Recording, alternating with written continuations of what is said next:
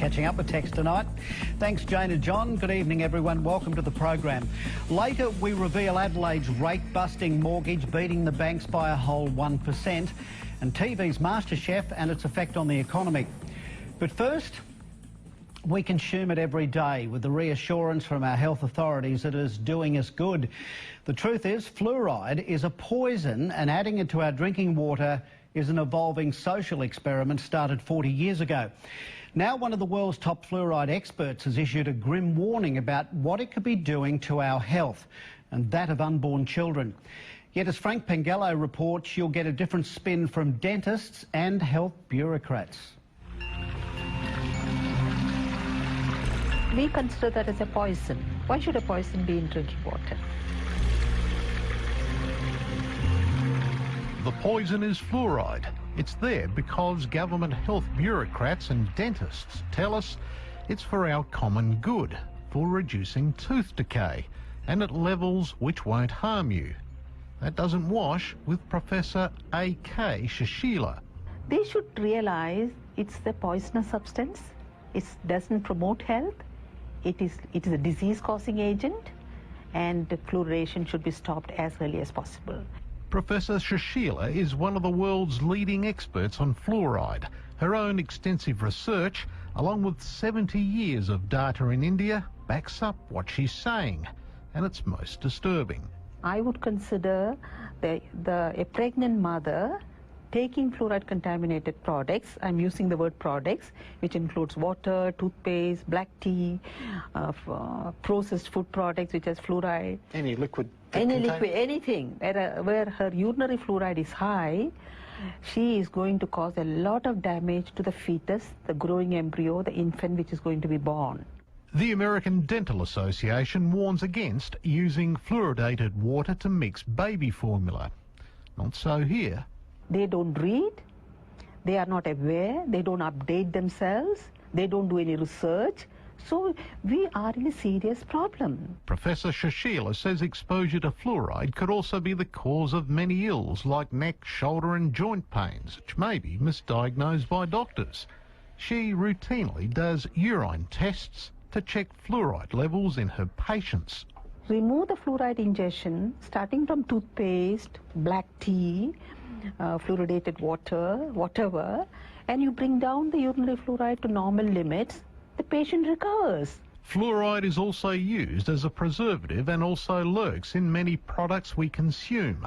But apart from toothpaste, it's not listed on labels. So it is coming into one's body through many sources, and you are not aware of it. The fluoride that goes into our drinking water is toxic waste from the production of fertiliser. For maybe 100 years, the phosphate fertilizer industry put out two very, very poisonous gases into the environment, hydrogen fluoride and silicon tetrafluoride. Eventually, they were required to capture those, and they did it with a wet spray, water, and that water converts these two very toxic gases into hexafluorosilicic acid. And it's this scrubbing liquor, which is about 25% strong, is put into tanker trucks, driven around the country, and added to our drinking water. Here's what's in the mix made in Australia, a sickening cocktail of heavy metals like arsenic, barium, beryllium, cadmium, lead, mercury, and on it goes, and in much higher concentrations than is allowed for lead and arsenic. Why should you make people drink a poisoned water? Well, it's forced medication for the masses, and there are more than 1,000 doctors and scientists around the world who, like Professor Shashila, condemn what's going on. The problem with adding medicine to water is an obvious one of consent, that people can't give their informed consent, which is a basic of medical ethics. Fluoride is about to be added to Mount Gambier's water from the Blue Lake. Alex Young is livid. He's collected a petition of more than 6,000 signatures against the move, or a quarter of the town, which has been ignored by the state government. The issue of fluoridation has largely been ignored by the government, in not terms they want to push it, but in terms of allowing the community to have a say in the matter. They simply just ignore us. And I am, and the rest of the group here, are just amazed at the level of ignorance shown on this matter. We wanted to talk to someone in SA Health about the issue. Instead, we got a written statement which didn't address our questions directly.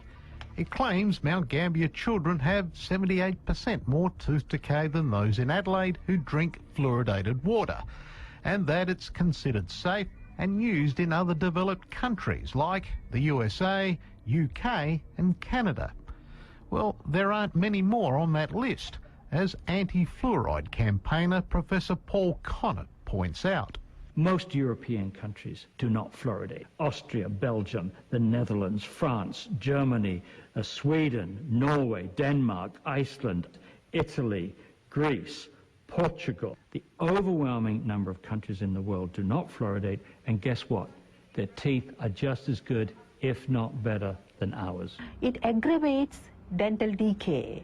The tooth gets pitted, perforated, it gets chipped off, it breaks, and also at a much younger age, the people will become edentulous, means they will lose their teeth. The anti-fluoride movement says while there's ample evidence to support what they're saying, governments still refuse to listen or fund research to study the impact it has on health. The real culprit here is these bureaucrats who are spinning the information before it gets to the decision makers. And that's what's outrageous. We expect, I think, politicians to spin, but we shouldn't expect civil servants to spin. A mistake? Yes, of course.